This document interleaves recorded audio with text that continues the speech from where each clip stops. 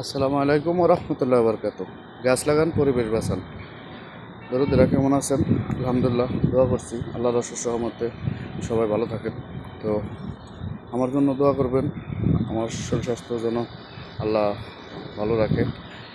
তো দেখাবো আমার সেই ঐতিহাসিক সেই চার চাক্কার গাড়িটা। দরুদেরা, এই যে আমার চার চাক্কার গাড়ি, ঠিক আছে, আলহামদুলিল্লাহ অনেক ভালো আছে, মাশাআল্লাহ। আমার অনেক শান্তি দেয়, সুখ দেয়, আরাম দেয়। দরদিরা, এরকম একটা চার চাক্কার গাড়ি, আসলে চার চাক্কার গাড়ির কিন্তু একটা রহস্য আছে। সে জিনিসটা হয়তো আপনারা কেউ কমেন্টে বলেন নাই যে এটা চার চাক্কার গাড়ি হলো কিভাবে। যদি বলতেন তাহলে আমি অবশ্যই এই বলার চেষ্টা করতাম।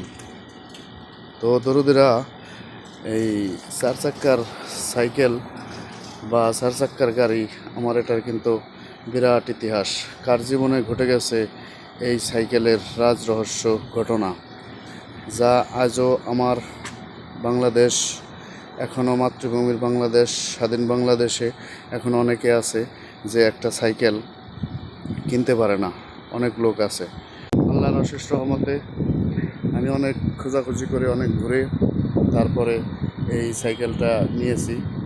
তো টাকা বেশি হলেও আমার জন্য প্লাস পয়েন্ট, কারণ সাইকেল আমাকে অনেকটা সুখ দেয়, আনন্দ দেয়।